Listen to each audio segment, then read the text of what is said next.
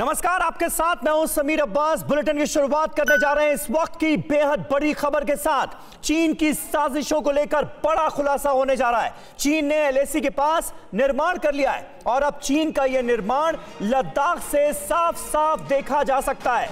जी हां, दिख भी रहा है लद्दाख से यह निर्माण। ईस्टर्न लद्दाख के पार्षद कोनचुक स्टैंजिंग ने बताया है कि साउथ पैंगोंग के ब्लैक टॉप के पास साल 2018 तक चीन की तरफ से सिर्फ एक कैमरा लगाया गया था। आज हम वहां अक्सर चीनी गाड़ियों और टेंट्स को देखते हैं। अब लद्दाख के गांवों से भी चीन का अवैध निर्माण साफ दिख रहा है। लद्दाख के गांवों से चीन के इस अवैध निर्माण को साफ साफ देखा जा सकता है। ईस्टर्न लद्दाख के पार्षद कोनचुक स्टैंजिंग ने उन्होंने साफ तौर पर यह कहा है कि साउथ पैंगोंग के ब्लैक टॉप के पास साल 2018 तक चीन की तरफ से सिर्फ एक कैमरा लगाया गया था। लेकिन अब देखिए वहां पर क्या स्थितियां हैं। तस्वीरें हम आपको दिखा रहे हैं TV9 भारतवर्ष पर, एक्सक्लूसिव तस्वीरें जिसमें साफ नजर आ रहा है एलएसी के पास किस तरह से चीन लगातार निर्माण कर रहा है, किस तरह से चीन ने यहां पर टेंट्स लगाए हुए हैं जहां पर चीनी सैनिक जमे रहते हैं। अवैध निर्माण लगातार जोरों पर किया जा रहा है, यह बात क्लियर होती है इन एक्सक्लूसिव तस्वीरों से। एलएसी पर चीन कैसे अवैध निर्माण को अंजाम दे रहा है, इसका बड़ा खुलासा हुआ है। ईस्टर्न लद्दाख के नेता जो हैं कोनचुक स्टैंजिंग, उन्होंने दरअसल यह खुलासा किया है। ये तस्वीरें देखिए, और बड़ी बात यह है कि ईस्टर्न लद्दाख के गांवों से अब चीनी निर्माण को अपनी आंखों से देखा जा सकता है। यह बड़ी बात है जो निकलकर सामने आई है इस खुलासे से। और कोनचुक स्टैंजिंग जो ईस्टर्न लद्दाख से ही पार्षद हैं, इस वक्त TV9 भारतवर्ष के साथ लाइव जुड़ चुके हैं, जिन्होंने अपनी आंखों से देखा चीन का अवैध निर्माण।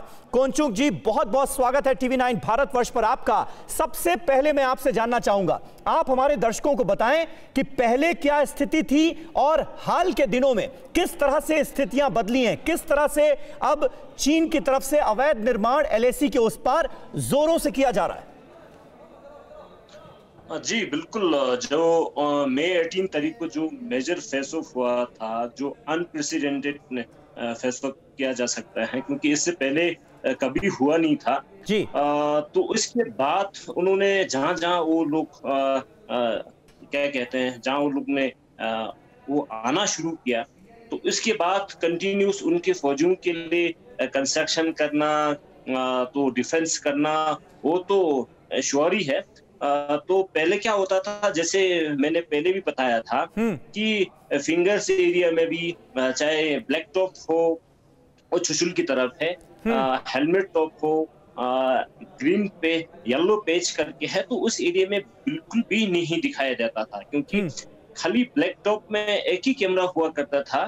तो इसके बाद जब ये फेस ऑफ हुआ तो इसके बाद वो काफी ऊपर आ गया। तो जहां ये आर्मी ऊपर आने के बाद फिर उन्होंने कंस्ट्रक्शन बिल्कुल शुरू किया है।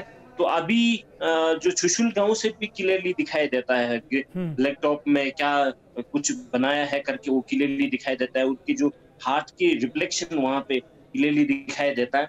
इसी तरह जो हेलमेट टॉप में जो भी कुछ उन्होंने किया हो, वो सारा हमारे गांव है, लास्ट गांव जो मेरा कंस्टिट्यूएंसी है, बॉर्डर के लास्ट विलेजेस में से है, लास्ट कंस्टिट्यूएंसी है। तो पूरा मेरा गांव जो है बॉर्डर शेयर करते हैं, तो मेरा गांव से भी ये हेलमेट टॉप में जो भी उन्होंने जो बनाया है वो क्लियरली दिखाई देता था। बहुत दिखाई दे रहा है। ये बड़ी बात है। आप कह रहे हैं कि 2018 तक जहां चीन की तरफ से लगा हुआ सिर्फ एक कैमरा नजर आता था, आज वहां पर जबरदस्त तरीके से निर्माण जो है वो नजर आ रहा है और इसे बाकायदा ईस्टर्न लद्दाख के जो अंतिम छोर पर बसे गांव हैं वहां आंखों से देखा जा सकता है। क्या दिख रहा है, इसके बारे में जरा विस्तार से अगर आप बता सकें, क्योंकि वो तस्वीरें भी इस वक्त हम दिखा रहे हैं अपने दर्शकों को।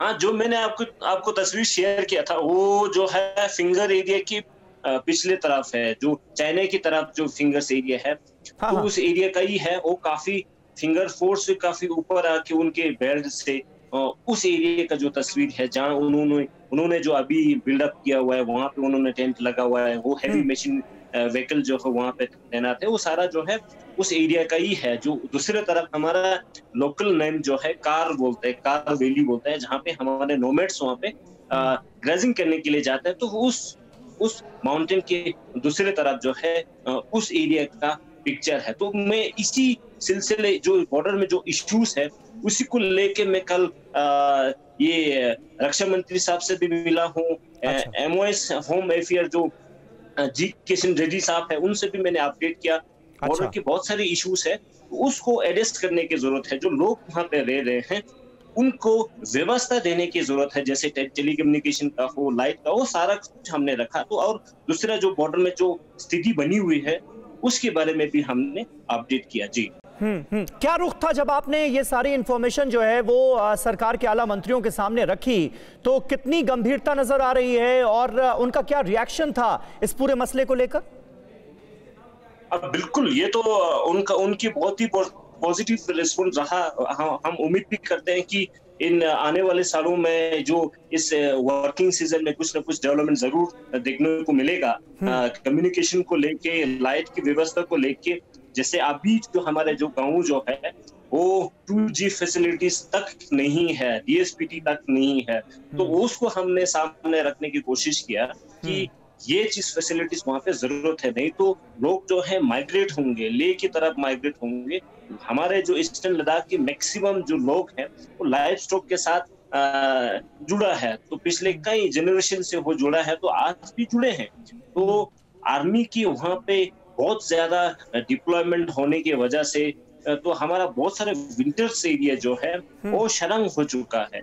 क्योंकि पहले उस एरिया में जो अभी बिल्डअप है वो एरिया जो है हमारे नोमैड्स का विंटर ग्रेजिंग एरिया है। हमारा ग्रेजिंग एरिया जो है समर्स का, विंटर का, ऑटम का और स्प्रिंग का अलग अलग होता है। तो ये एरिया ही विंटर एरिया है, तो बहुत सारी प्रॉब्लम जो है सामना करना पड़ेगा हमारे नोमैड्स को। शरंग होने की वजह से मोर्टिलिटी का होना ऑलमोस्ट तय है। तो ये सब कुछ हमने इश्यूज को जो है मिनिस्टर हाईएस्ट लेवल तक हमने ये मुद्दा जो है उठाया है। क्योंकि मैं चुशुल एरिया से जो रिप्रेजेंट करता हूँ, तो उसको वहां तक लेके जाना बहुत ही जरूरी समझा। जी नहीं, बिल्कुल। ईस्टर्न लद्दाख के नेता होने के तौर पर आपने अपनी जिम्मेदारी निभाई। निश्चित तौर पर इसे लेकर गंभीर होने की जरूरत भी थी। कोंचुक जी बने रहे आप हमारे साथ। अड़ी सोमवार से शुक्रवार शाम 6 बजे सिर्फ TV9 भारतवर्ष पर।